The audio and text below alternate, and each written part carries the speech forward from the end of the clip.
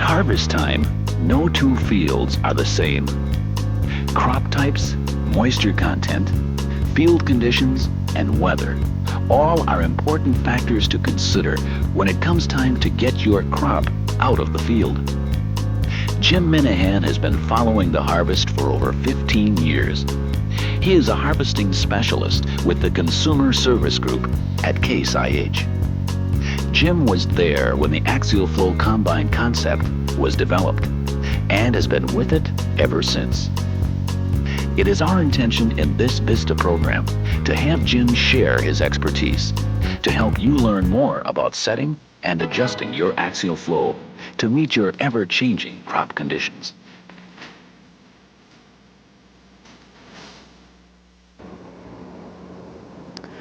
We're going to be discussing soybean harvest. We're going to talk about the header, we're going to talk about the combine separating area, and several adjustments. As we get into the soybean harvest, one of the things we should check before getting into it is the crop itself. Of the later years, the stems in some of our varieties still hold moisture while the pods and the beans themselves are down to an acceptable level of moisture. Also, when we get into some dry weather conditions, we should check some of the pods, which may be small and have a small bean in them. Other pods may have triples, and the bean that's next to the stalk may be a shrivel. Further inspection of our plant and opening up some more pods, we find where some little beans did not get any moisture and did not complete their development. Other beans were small. Here's a medium-sized bean. Also, we've seen some Mother Nature damage before it ever got to the machine. If you tried to adjust this out, you'd never get it. These type of conditions to the plant are going to govern how we adjust our combine, our header, in order to get a quality sample in the grain tank. And to begin with, we're going to start talking about the divider. One of our first adjustments that we're going to be making is to our header. We're going to adjust our header dividers. They're comprised of several adjustments, one of which is for our forward wing, which can lift the crop gently, reducing shatter in our soybeans. This loosening of this clamp, we can raise or lower this divider point. Our second adjustment is for the inner wing. It's held in place by this clamp. We like to position it inward such that the plastic pipe intersects with the tine on the end of the reel. This is so the crop can be pushed in, tine grabbing the crop, pulling it into the auger, reducing rapids that may occur on the end. The third adjustment is for the outer bat wing, held in place by this clamp. You can push it in or out, up or down. This wing is used to keep the material away from this end of the header so it doesn't hang or hairpin. The fourth adjustment is this clamp, which will allow the divider to be moved forward or backward depending on the position of our reel. Further adjustments to our row divider is a spring assembly and stop linkage. This linkage is used to allow the divider to float over the ground, allowing it to go over any obstructions that may be in the row. Just slight tension, so it's just slight pressure against the ground. This gives us enough pressure to separate the crop so that we divide it, either getting into the header for cutting or dividing it to clear our linkage that's on the left side of the header. The spring adjustment is made by using this draw bolt. Increasing the tension will increase its float, decreasing its tension will decrease its float. Further adjustments to our wing dividers is the lower stop, controlled by this linkage and slotted holes. This keeps a point in register with our cutter bar. Our real adjustments are, one, we would like to keep the reel level to our cutter bar. We can do this on the left and the right through the threaded portion in our lift cylinder, we can either raise or lower the reel. After we've done that, we want to make sure that the amount of thread shown here, according to our decal, is that if you have less than 2 inches of thread showing, we're going to put our exclusive auger lift pin in the forward hole, and if we have greater than 2 inches of thread showing, we will put the lift pin in the rear hole. Also, if we have a tine reel, as we have here, the pin for connecting the lift linkage and cylinder to the reel arms should be placed in the bottom hole. If the header should happen to be equipped with a bat reel, we'd place the pin in an upper hole. Anytime we're working in and around our header with the reel lifted up, we should always put our safety stand in place.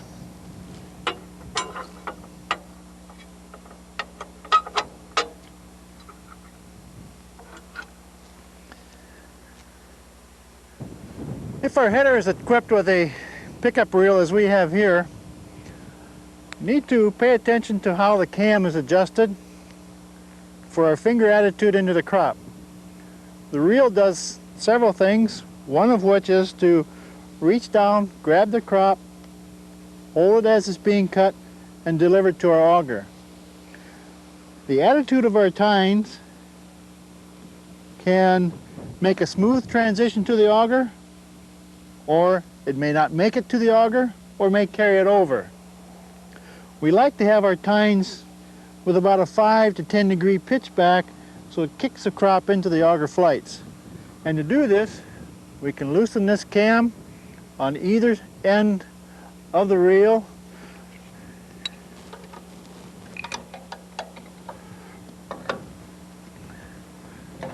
to decrease the pitch or increase it. A feature on our header is our hydraulic fore and aft of a reel, controlled from the cab on the go for varying crop conditions.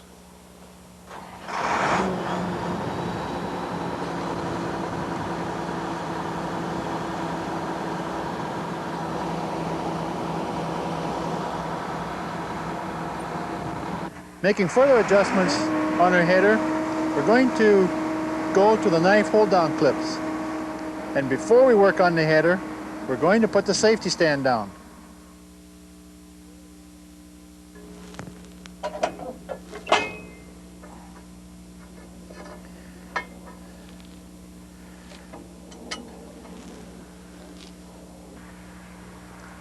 Checking our hold down clips, we want a fore and aft clearance of 90 to 120 thousandths, as I'm showing here with my scale. Next, we want to check the up and down movement of the knife. Use a feeler gauge. We want 30 to 60 thousandths clearance between the section and our hold down clip. The fore and aft movement of the hold down clip is accomplished by slotted holes in the casting. The up and down clearance of the guard hold down clip to the section is controlled by a shim pack. The knife drive belt tension is maintained by these two idlers, controlled by this spring in relationship to this adjusting bolt. Spring length is 5.5 inches from the top of the washer to the bottom of the bracket. What you're seeing here is the header slip clutch assembly. This is used to protect the header auger and the knife drive assembly. The slip clutch is set at the factory at 180 to 225 foot-pounds. If the need should ever arise that we need to increase our slip clutch torque, we use these two bolts, one of which has been placed inside to the threaded nut that goes inside of our slip clutch assembly. With the aid of our cylinder rocking wrench, we can move the outer portion of the slip clutch housing 1/8 of a turn, increasing the slip clutch torque 17 foot-pounds. The tension on the auger drive chain is maintained by this spring. An important decal explains that our reel needs to be fully raised prior to making this adjustment. We're going to start the engine in a moment, and we're going to raise the reel, and three things are going to happen. This bolt is going to move, our idler arm and sprocket will move, as well as the auger-driven sprocket. If we watch this sprocket hub, you'll notice it raises approximately 2 inches.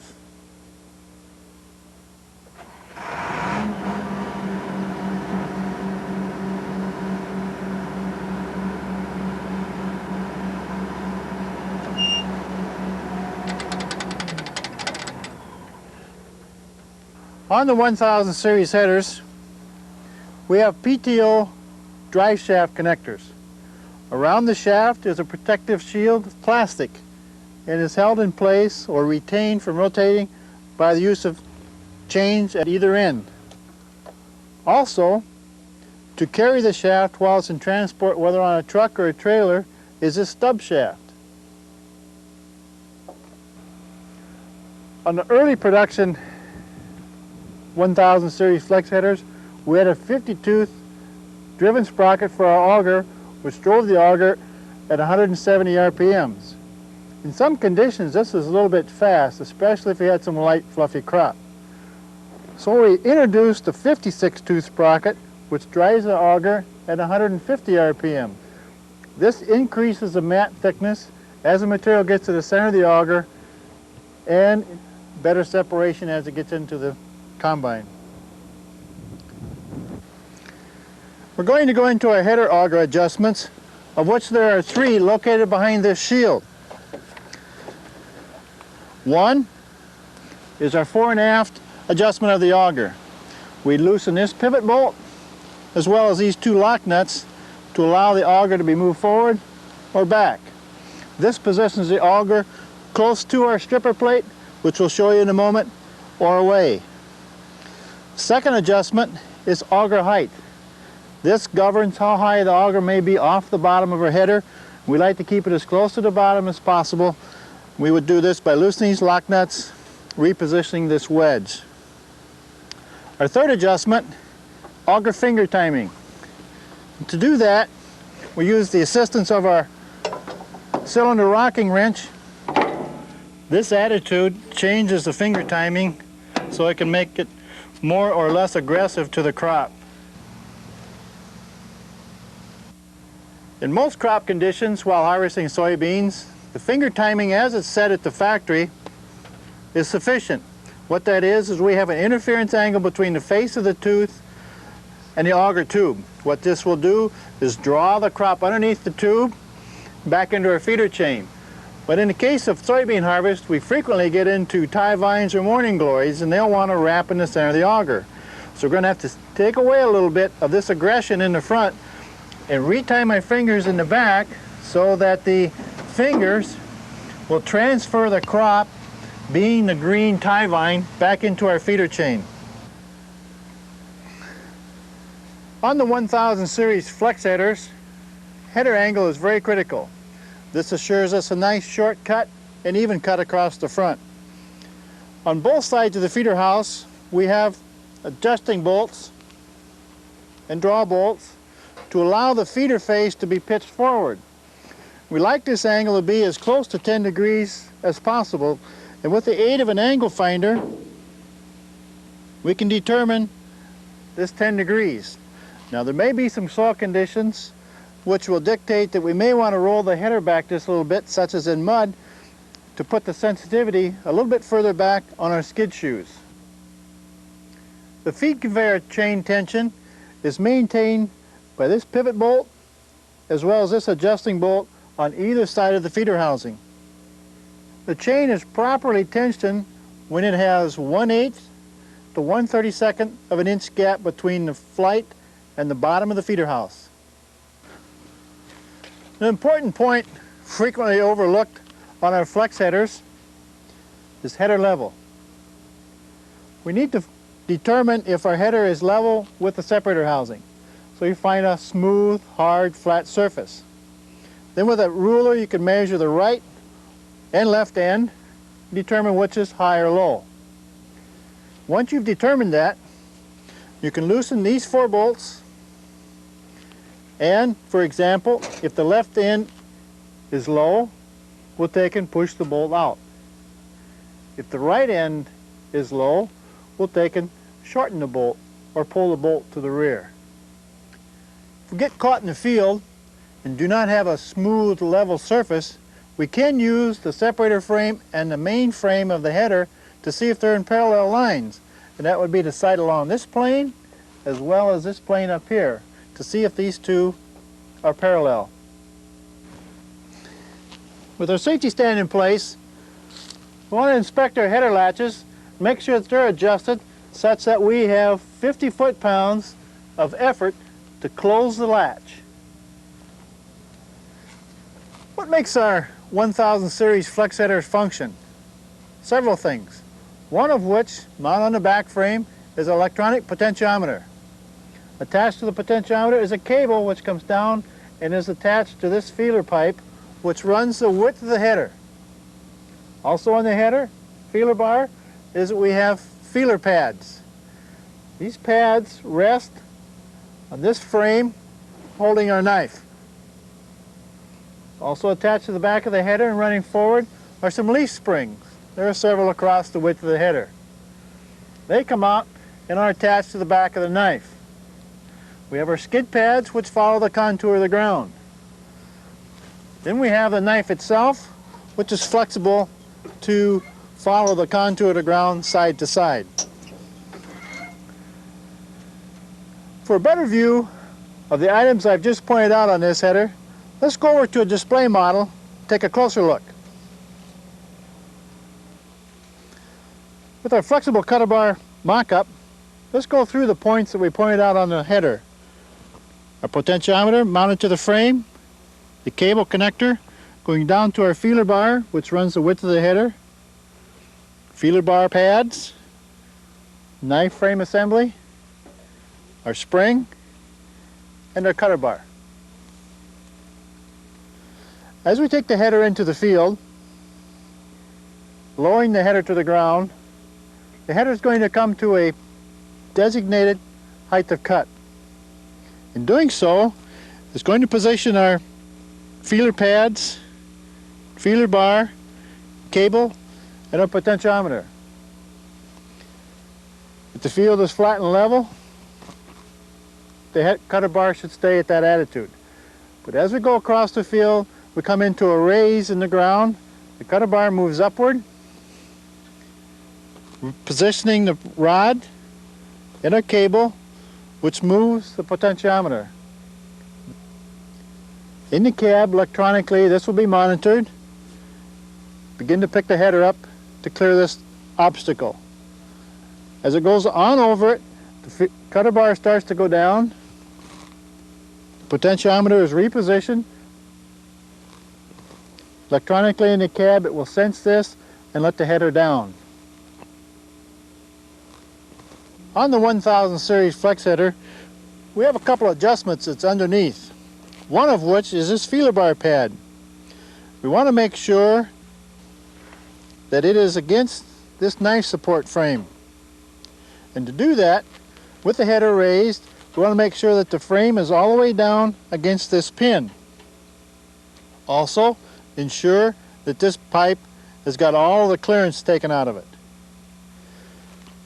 Loosening these bolts with the aid of a pin punch, we can stick it through the hole, wedging the feeler bar pad down against the knife support frame.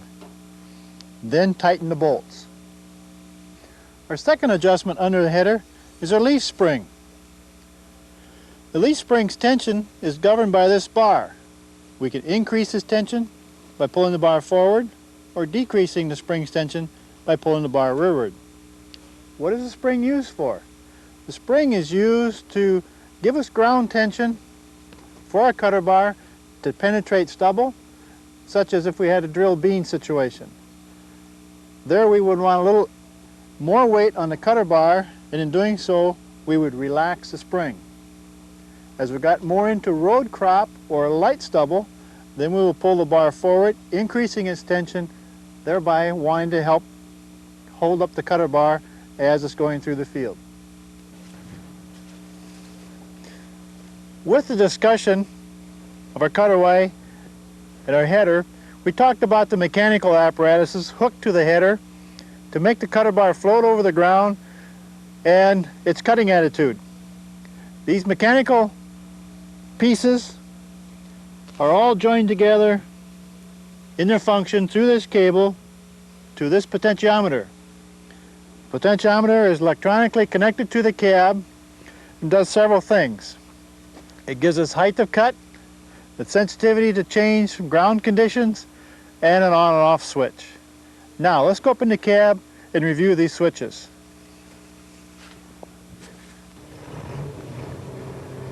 In the cab, the automatic header control portion for our flex header is controlled by 4 switches. Our header height for manual or auto, our header sensitivity, which gives the operator the opportunity to regulate how fast the header will respond to ground conditions. The header height switch, which regulates the height to cut up or down. And the normal header height switch for raise and lower. When the header height switch is in the manual position, our header switch responds in a normal manner. When we go to the auto portion, the header up is the same as it was when it was in the manual mode. But when we go to the downside, we trip the switch, it will automatically set the electronics so that the header will go to a preset height determined by the header height knob. To observe what our header height can be, we have an indicator on the right hand end of the header. From within the cab, we can regulate the height of cut above or below the center mark. With the feeler bar indicator in the center, we have 3 inches of flex up and 3 inches of flex down. If the indicator should be in the upper or lower portion of that quadrant, the ratio of flex up and flex down will change.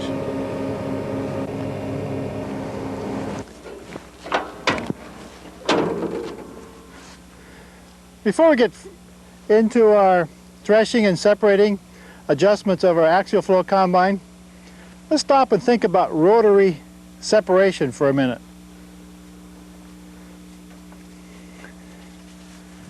Conventionally, as well as here, headers and feeder house the world over basically are the same. But in the case of our 1680 axial flow combine, the difference begins to change at this point. From the back of the feeder house, our crop flows through a transition cone before it gets into our concaves. This transition cone is shaped in the form of a funnel. Within this cone there are directional vanes. And with the aid of impeller blades that's on our rotor, we take the material from the feeder chain, positioning it in the transition cone, we begin to accelerate, control the mat, getting our crop ready to go out onto the concaves to be threshed. We've talked about whole kernel quality before.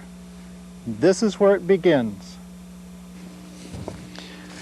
Continuing with our threshing, separation, and on into our whole kernel concept, we're going to talk about our concaves. We have 2 illustrated here, one being our large wire concave. It is standard for our corn combines as well as used in soybeans. Our second concave is a small wire concave, mainly for wheat and other small seeds. In the case of the large wire concave, it's used in rice, milo, soybeans, and corn. Also, edible crops. If we should get into some large seeds, such as lima beans or big red kidneys, we can take every other wire out, opening up the concave, letting these precious seeds get through the concave, and reducing our damage. Likewise, in corn, we can do this when the need arises. Also shown on the second concave, or on a small wire concave, is this concave is a number 1, and it has a skirt to pick up the material from the transition cone and aid getting it on into the concave. Now let's go see where these are located.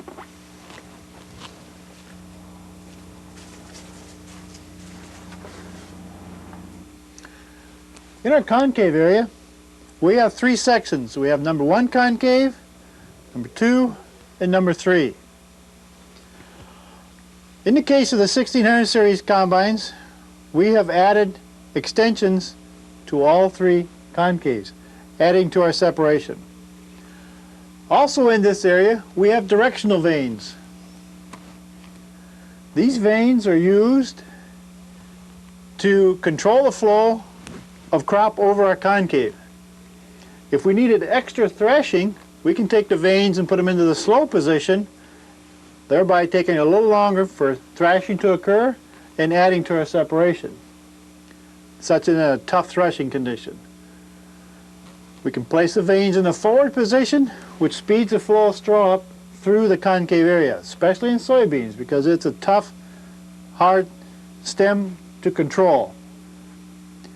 Also, in soybeans, frequently we will find growers, particularly hybrid seed and so forth, taking off straight rasp bars.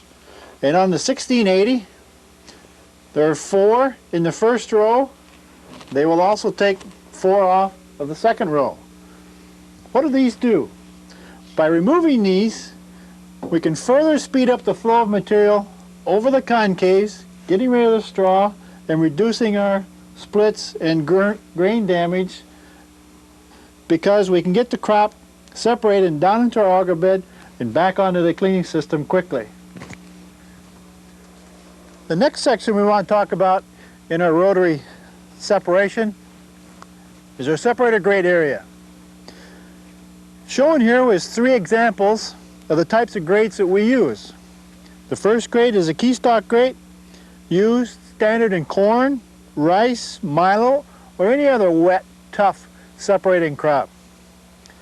The second grate is our punch grate, mainly for small grains, especially wheat. The bars will be located over the holes on the underside. In the case of a grain machine used in soybeans, we may want to take these off for added separation. To get a little more fluffiness to the crop as it's passing over this type of grate, we could take these bars and mount them on the inside. If they're not needed at all, we can either mount them on the outside between the holes or put them in the toolbox. The third grate is our solid grate. The solid grate is used primarily in sunflowers or any other stemmy, pulpy type crop. Thereby, with it being solid, we can hold up these large particles that do not need to be down onto the cleaning system or congesting the cleaning system. The separator grates are located in this area of the separator housing. There are 3, number 1, 2, and 3. Also in this area are directional vanes, much the same as we had on the concave. These are used to aid in our separation if we should see extra kernels laying in the number 2 and number 3 section. Most generally when we move these as a set, such that we would go to the slow position, such in corn, aiding in their separation in this general area. In beans, normally we can get by in the mid position, but if we get in some green stemmy beans, we want to get rid of that stalk, we can go to the forward position, speeding up the flow of material. Also, we can take off the straight separator bars, which are mounted on the rotor in this area, and replace them with notched bars. These notched bars will grab this green material and pull it out of that rotor, aiding in the separation and getting rid of that tough, stemmy stalk. Sieves. The first one we want to talk about is our chaffer sieve. We're going to begin to use our cleaning fan, our chaffer sieve laying along this plane, to begin separating the grain from the large particles of chaff, sticks, and so forth. To get a better view of our chaffer sieves, we'll take a look at these over here. We have 3 examples shown. First, we have our corn slat sieve, 1 5/8 spacing, deep fingered construction, wide open design, standard on our corn machines. It is also used in other seed crops, demanding a large opening for quick separation in the cleaning system. Second is our standard grain sieve. It's a closed slat, 1 1/8 between tips to tip. It's a shallower finger. It's mainly used in wheat and other small grains. Our third sieve is 1 5/8 spacing, closed slat, mainly used in green milo and so forth, or similar crop conditions. For a closer view of our vein construction, we have here on the top the 1 5/8 corn slat, which shows a real deep finger in its design. The bottom slat is the 1 1/8 grain or 1 5/8 slat design. You'll notice that this hole is much shallower. In summary, what is a chaffer sieve? A chaffer sieve is like an air valve. It controls airflow within our cleaning system on the upper end. By their design, they can let grains fall through, as if they're rather dense, as well as unthrashed heads and so forth. While at the same time, the airflow is keeping the lighter chaff particles airborne so that they can go out the back of the machine. As well with the vein design, if we have large sticks, cobs, and so forth, they will work towards the back of the machine and fall out the back as well.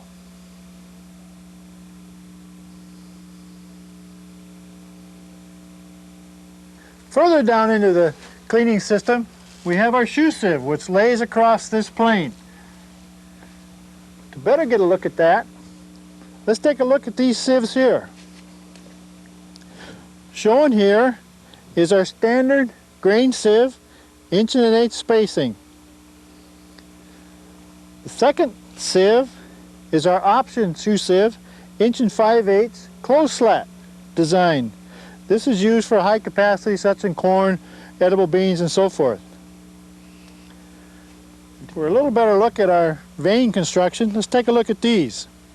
The upper one, with the short fingers, is our standard general purpose shoe sieve at 1 1/8 spacing. The next vein is our option 1 5/8 closed slat design for use in corn or other seeds requiring high capacities. We've seen and discussed several items within the separator and the cleaning system. And now we want to put that together by referring to the operator's manual, machine setting for various crops, one of which will be soybeans. These machine settings are a starting place because varying crop conditions may dictate that we increase or decrease various settings. As we look at 3 samples of grain here, our first sample indicates some possible over-threshing. Part of a pod with a bean in it, a broken stem. We have some loose pod. We have some cracks and some splits, indicating that our rotor speed may be too high or also insufficient airspeed. Our second sample has a few splits, but typically shown here is once in a while we have the upper pods which are tough to separate, indicating that in this particular sample we may have the shoe sieve too wide open. And with some of the splits we may have too high a rotor speed. Our third sample is a nice clean sample, relatively free of splits, no foreign material, a sample we like to take to the elevator or put in our storage bin. Having taken our operator's manual and preliminarily set the machine for soybeans, we're going to go into the field now and do a kill stop. What is a kill stop? Kill stop is to take the combine at its normal harvesting rate and shut it down using the brakes, throttle, and the ignition switch to kill the machine completely loaded. This gives us a good view inside the machine, what's happening with the crop that's being harvested. This gives us a chance to look at how the material is thrashed on the concaves. We can look at separation on the grates. We can look at the load on the cleaning system. Also walk and look what's in the tailings elevator. Should mention that the instant that you kill the machine, you should restart the engine to dissipate any heat that's in the engine, let it cool down to a normal shutdown state, and then shut the engine off again before you get out of the cab. Also, that once we've made our inspection, is that the machine is full. A lot of people will think that it's slugged. It is not. It was still in motion when it stopped. So by restarting the engine, setting the throttle at about half position, engage the separator switch. As the rotor begins to move the material through the machine, is to slow it down to just above an idle so that the grain that was thrashed and trapped inside the machine stays there. A lot of people will immediately go to high idle, and what will happen there is that the load of grain that's in there most likely will be thrown out of the machine. What we want to do is save all the crop that was harvested at that moment and put it in the grain tank. While we're doing the kill stop, we're also going to be using a grain check box to check for losses that will be coming out the back of the separator. Also, as we stop the machine, we're going to pick the header up and back the machine up about 10 feet so that we can look on the ground after our cut to look for shatter loss that may have been caused by the reel or our knife. Also, we'll be going out into the standing crop looking for loss that may already have occurred from Mother Nature. As it gets dry, the pods may be already open from rain, hail, and so forth.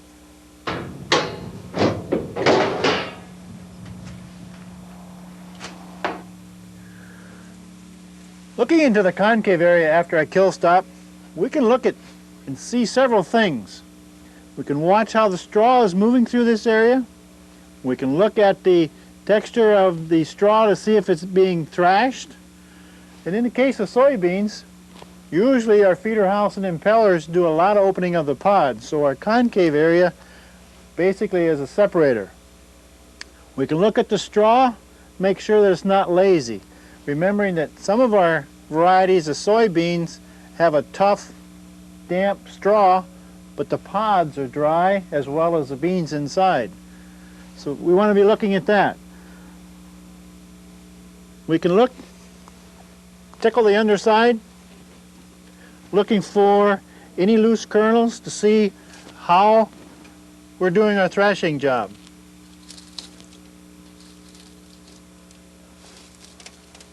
Look at the texture of the straw, make sure all the loose pods are opening as they're going through the separator housing.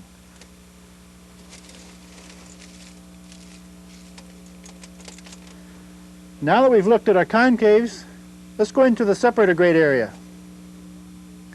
In the separator grate area, we're also going to be looking at texture of straw, making sure that we have no congestion or compaction of the straw in this area. We're also looking at pods, make sure that they're free, loose, and pick up some straw off the grain pan make sure the pods are open.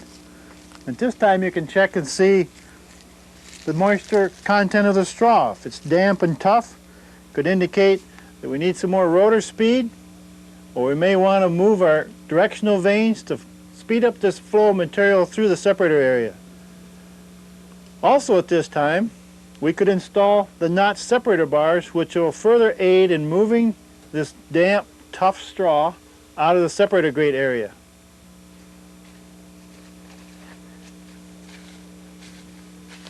Coming from the separator grate area, we're going to go into the cleaning system and look at the chaff mats that's on the chaffer sieve and also the shoe sieve. We'll also be looking at the straw that's being discharged from a discharge beater, and we'll look at the material laying on top of the discharge pan. Looking at our cleaning system, this material here is straw that's been discharged from the discharge beater and fallen down when the engine and rotor stopped. So we want to pick those pieces off, trying not to disturb the chaff mat that may have laid underneath it. Also on this discharge beater bottom, well, look underneath the straw and see if there's any loose kernels.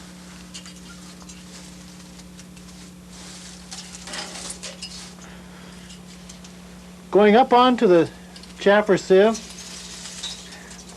grab a handful of chaff, look at it. What we see here is the seeds have fallen through. But again, what we're looking for is unthrashed or unopened pods. Good sample.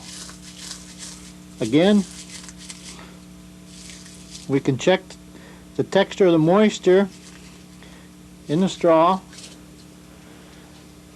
And viewing down through the chaffer sieve, we can look at the shoe sieve and see what the material looks like down there. Okay, the heavy particles, unthrashed, and seeds have fallen down onto the shoe. Unopened pods can also work to the back of the shoe sieve and get into our tailings auger. So now let's go out and look and see what the material looks like in the tailings auger lower boot. Coming to our tailings elevator boot, we're going to be looking at the texture of material that's getting over the back of the shoe sieve. We can check the texture of pods in this particular instance. Looking at this one, it's rather tough. In there is a very damp bean. It's kind of squishy. Another pod, it's also kind of tough, but not nearly as much as the earlier pod. Needs to be rethrashed. We see some small sticks, and we also see a split or two. These indicate that we may have too high a rotor speed. And with just the return of these damp pods, may be sufficient to finish the thrash. If we try to increase our rotor speed too much with these high moisture pods, we may get more splits. Also in this sample, we see some undeveloped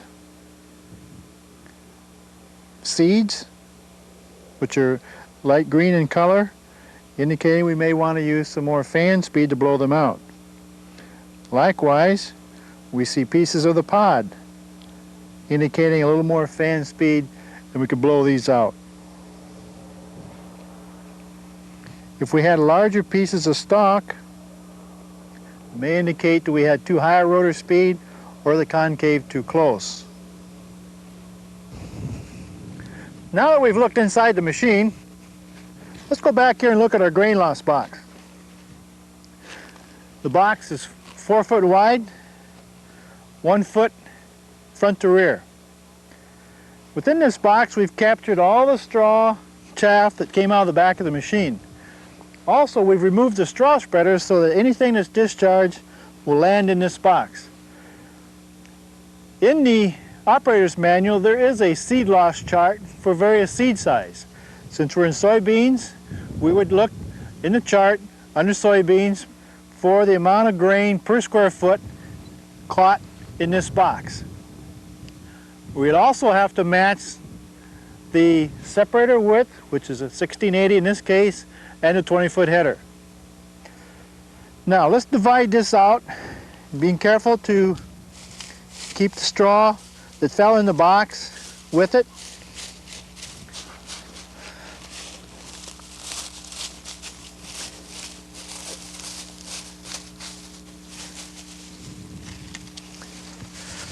We want to agitate it so that any lost seeds from the separator is maintained in our box.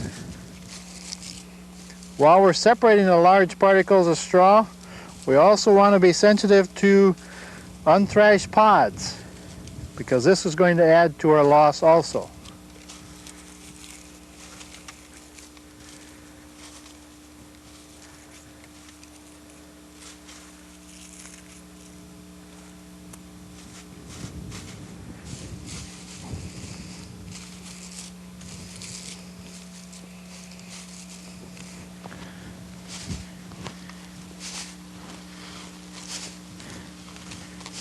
Now that we have removed straw, chaff, particles from our box, we can better see what our loss actually is from the separator housing.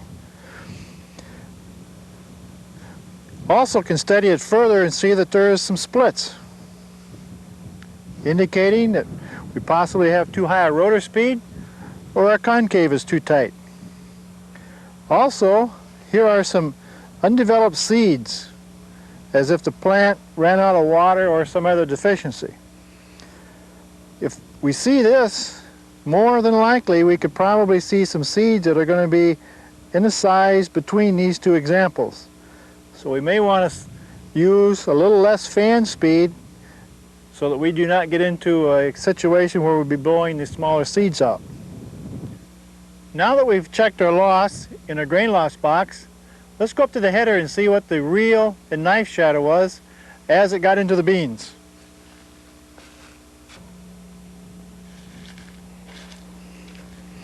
With our machine backed away from the cut, we're going to get equal distance between our drive tires using our grain loss box once again as a tool to measure off 4 square feet in front of the separator portion of the combine. The beans that are left underneath in this trash should represent what our reel shatter and knife shatter may be.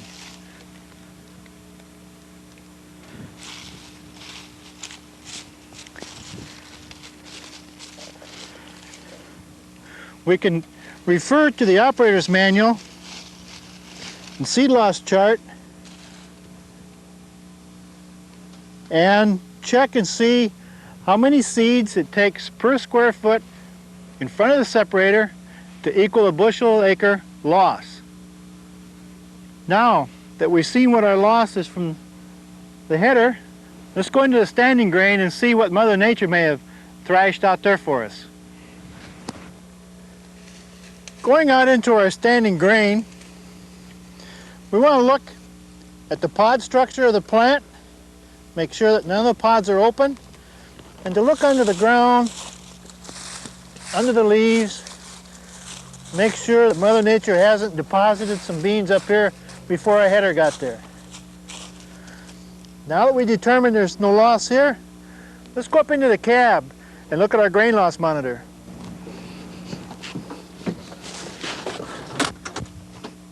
The grain loss monitor is located in the right-hand front corner of the cab. On the monitor we have 3 control knobs, one of which is for grain size. We're in soybeans today, so we'll set it to the large seed selection. Second control knob is for the sensitivity of our pads on the chaffer and rotor. Our sensor control knob to turn the sensors on at the chaffer only, or at the rotor position, there we monitor rotor only. or to the both position. Now we monitor both circuits. A light bar containing 4 lights, 1 light for each sensor. These will flash as something is striking them, whether it be chaff, seed, stalks, and what have you. A meter, which can be set in the middle of the green or the beginning of the green, per however we want to monitor the sensitivity of the pads to be functioning. This is all activated with the ignition switch. As I turn the switch on, you will notice the needle goes through a self-check of the complete system, then goes back to 0. This is done each time the ignition switch is turned on or the selector switch is taken from off into the rotor, chaffer, and both circuits. Now, let's go into the field and watch this work. As we go through the field with material, whether it's stalks, beans, chaff, what have you, these lights will light up on the bar. Also, from a pre-designated setting of our meter position, you can have the needle set at the top of the green, the middle, or the base. Now, as we speed up, the needle should lower. If we should slow down, the needle will come up to match our ground speed and our throughput. It'll go over and come back until it matches the time.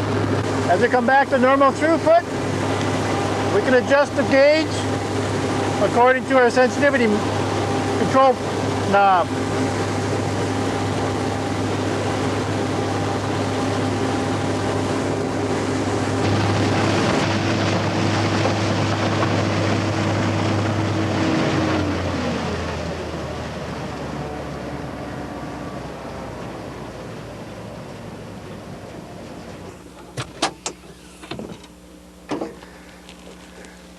Now that we've reviewed our header settings, separator settings, cleaning system, looked at our losses, our grain loss monitor, let's go cut some soybeans.